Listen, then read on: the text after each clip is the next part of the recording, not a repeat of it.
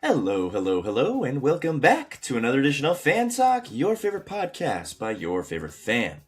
That is me, Kyle Brenchley, in the house on this Tuesday. What's up, everybody? If you are new here, Fan Talk is a podcast by the fans for the fans.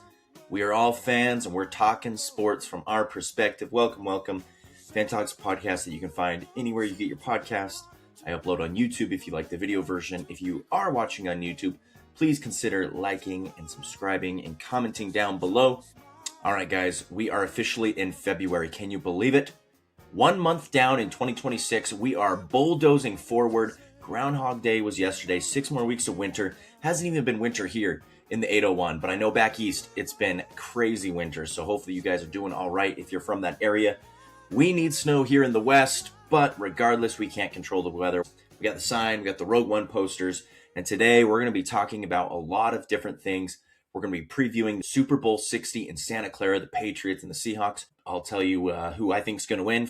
We'll look forward to that happening this Sunday. I'll tell you a little bit about bracketology in college basketball. It's that time of year. We're 1 month away from March.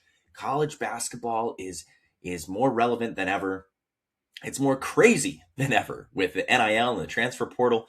We'll take a look at bracketology. I'll explain what that is if you don't know what that term is. And we'll look at the current field of 64 if it was predicted today. We'll also look at the NBA trade deadline. A lot of big names out there, a lot of crazy moves that have already happened. We'll take a look at what trades could potentially happen and the latest buzz there in the NBA. All right, guys, let's start off with the Super Bowl. Super Bowl 60 is going to be this Sunday. And it's a familiar matchup. If you remember 10 years ago, and technically 11 years ago, the Seahawks of Seattle and the Patriots of New England faced off in the Super Bowl 49. At the time, Tom Brady was the quarterback of the Patriots. Russell Wilson was the quarterback of the Seahawks. How much have these teams changed? Holy cow, a ton. I can't believe it was 11 years ago, but here we are again, the same two teams facing off against each other for a chance to lift the Lombardi Trophy at the end of the year and be crowned Super Bowl champions. Now, I want to mention something before we jump into looking at this matchup. It's very, very interesting that in the last 10 years, the last 10 Super Bowls, 9 out of those 10 Super Bowls have either featured the New England Patriots or the Kansas City Chiefs representing the AFC. 9 out of those 10 years. If you remember, about 15 years ago, even before that, 20 years ago, the Patriots dynasty really started with Tom Brady and Bill Belichick. And they were there pretty much year after year. The Patriots were the team in the AFC, and they were there year after year after year. Their dynasty finally came to a close in 2019. Tom Brady won that Super Bowl over the Los Angeles Rams. And then the next year, he played one more year for the Patriots. And then after that, he moved on. So the Patriots were no longer relevant. But by that time, the Kansas City Chiefs had moved into the driver's seat. And for the next 5 out of the next 6 Super Bowls, the Chiefs made the big game. So they essentially handed the torch to the Patriots to the Kansas City Chiefs. This year, for the first time in 6 years, the Chiefs did not make the playoffs at all. And so people were like, okay, finally, we're going to have a new team present itself. A lot of people were looking at the Broncos. A lot of people were looking at Josh Allen and the Bills. This was the Bills' year to do it, right? A lot of people were looking at Texans and Jaguars, teams that just have not been there that much in the Super Bowl. The Texans have never been, period. And interestingly enough, none of those teams made it. But our old, I don't want to say friend, because I don't think anybody likes the Patriots except for Patriots fans, especially now that they're good again. Our old familiar foe, the New England Patriots, found their way back to the Super Bowl, back where they had belonged, back where they had lived for decades and decades with Tom Brady and Bill Belichick.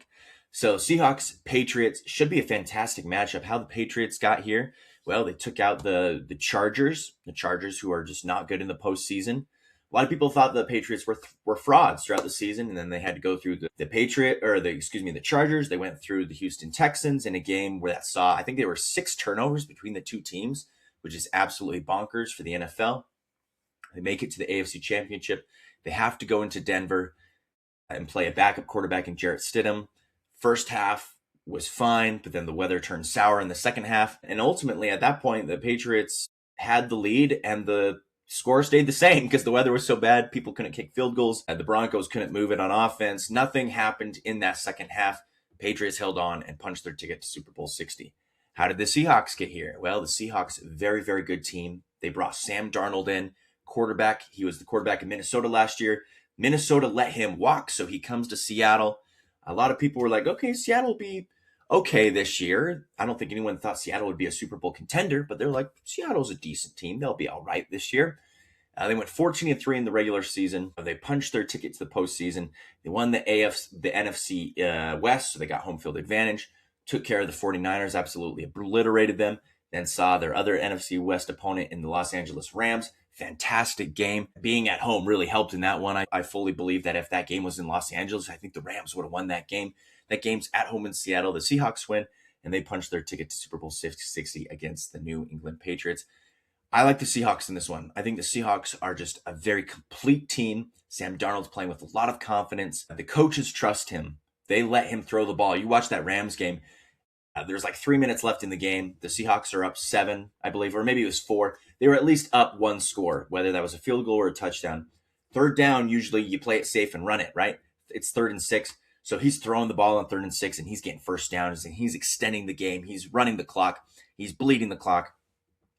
He's playing very confident right now. He's a good young player, and he's come a long way from being on the lowly Panthers and the lowly Jets. And now he's relevant again. Sam Darnold with the offensive weapons, Jackson Smith and Jigba. He's got Kenneth Walker. He's got a very solid defense behind him. He's got Cooper Kupp, a veteran. He's got so many offensive weapons and a solid defense behind him.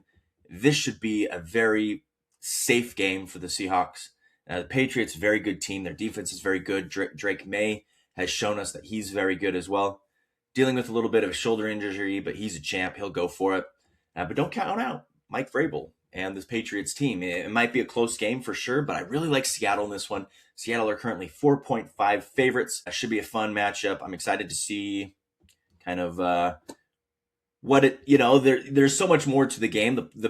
The pageantry and the national anthem, and a lot of people place bets on the coin flip and how long the national anthem is and what color the Gatorade is. I won't be doing that much this year. Should be a fun matchup. I'm a little disappointed in the matchup. I really wanted the Broncos there, of course, as a Broncos fan, but it would have really been fun to see the Rams or the Bears or a team that just hadn't been there in a long time. As like I mentioned before, you look at the last 10 years, and 9 of those 10 years, it was the Chiefs or the Patriots. So I was really hoping that another team from the AFC would show up and another team from the NFC would show up. But this is the matchup we get for Super Bowl 60. Should be super fun. Comment down below who you think will win, what are key matchups, and what are things to look out for. And we'll see this Sunday, Super Bowl Sunday, what will happen.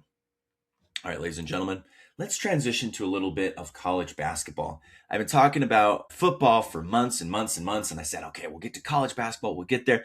Now is the appropriate time to get there, because now that the NFL playoffs are essentially over, for all intents and purposes, once mid-January kind of passes and the Super Bowl is set and the college football playoffs over, then college basketball can really shine. And so here we are, shining some light on college basketball. I want to talk about a term called bracketology. And I've made multiple videos about bracketology, what it is, what it means. Essentially, it is the science or the process behind putting 64 teams that qualify for the postseason in college basketball. They call this March Madness. You may have heard that term before. The NCAA March Madness basketball tournament, 64 teams make it. And bracketology is kind of a way of predicting or forecasting perhaps what teams will get in and what seed they get. Every team that makes it gets a seed. And if you're a 1 seed, that means you're really good. 16 seed means you're not that good, but good enough to get in, right? So the lower the seed, the lower the number, the better the seed. So I want to show you this little graphic that ESPN does. It's just here on the website that you can go to on ESPN.com. Essentially, it breaks it down and it explains everything to you. So I won't explain everything to you, but I'll explain the need to knows, right? I encourage you guys to go check out this website. If you want to impress your coworkers, if you want to impress your girlfriend, if you want to impress your girlfriend's dad, if you want to impress your cousins, whatever it is, listen to this video and I will make you an impressive person when it comes to bracketology. So here's the bracket. The bracket is not set. This is a projected bracket. Of course, the bracket will not be chosen until Selection Sunday when the regular season ends and the postseason begins. So this is just like if it started today, here's a projection of what teams may be, where they may play, what seed they may have, and who they may play.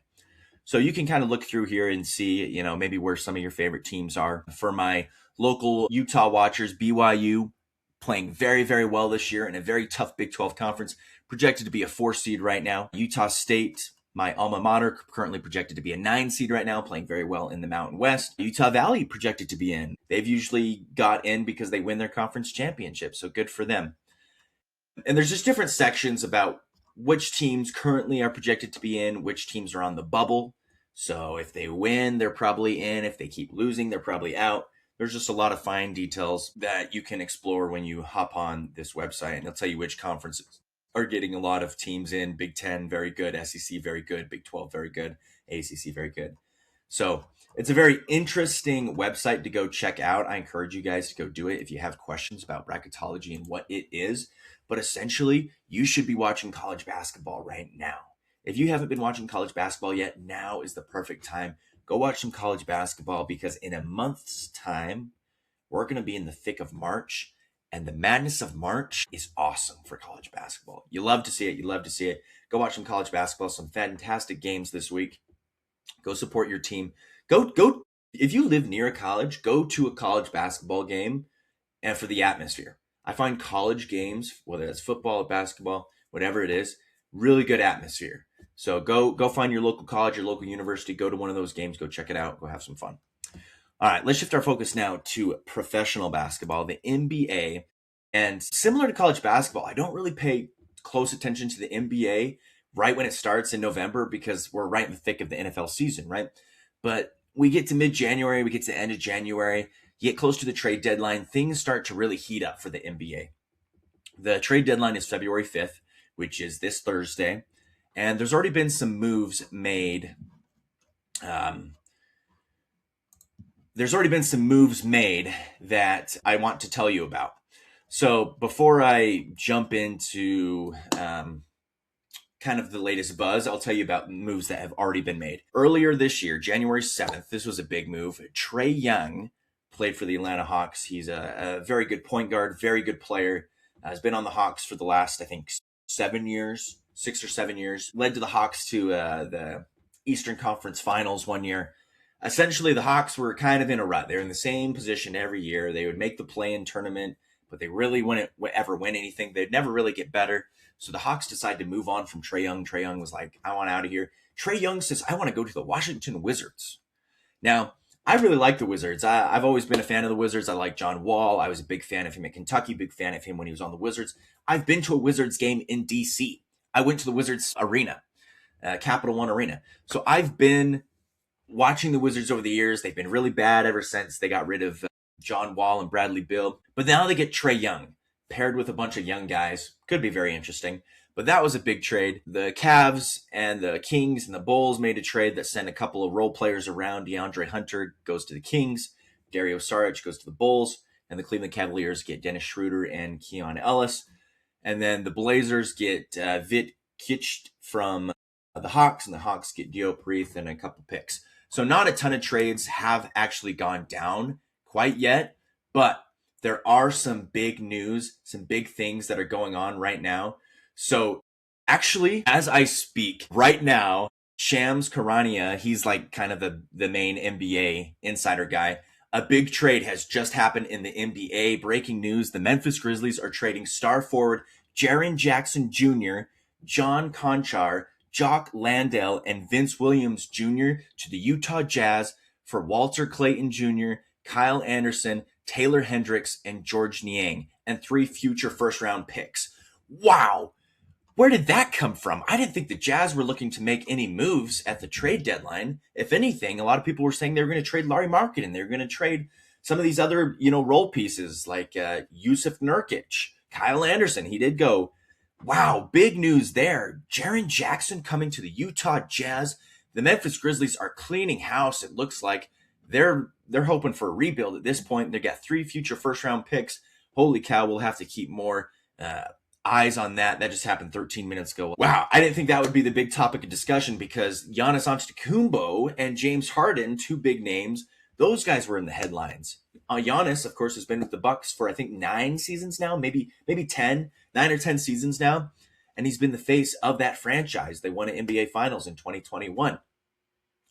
And Giannis has kind of been like, maybe I want out of Milwaukee. Maybe I want a fresh start. Milwaukee just has not been very good with Doc Rivers as their coach. They got rid of they had a coach last year and he was 30-13 and they got rid of him and brought in Doc Rivers and then everything has gone downhill since. So there has been some talk about Giannis moving on.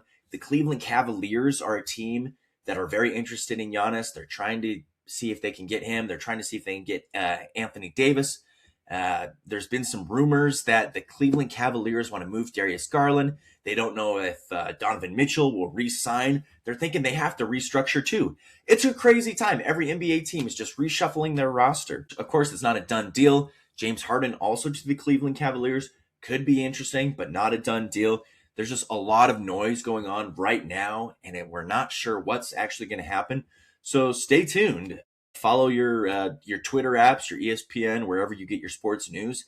There's going to be some big news that is going to be happening either today, tomorrow, or after.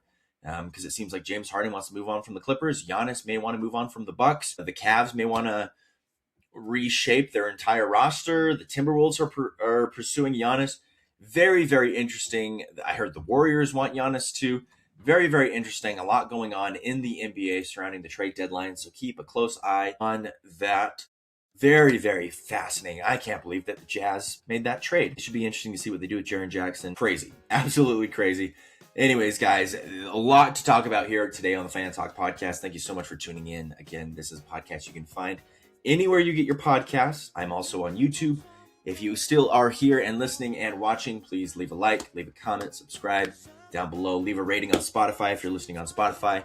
And thank you guys so much. Go watch the Super Bowl this weekend, and I'll see you guys next week for another edition of Fan Talk.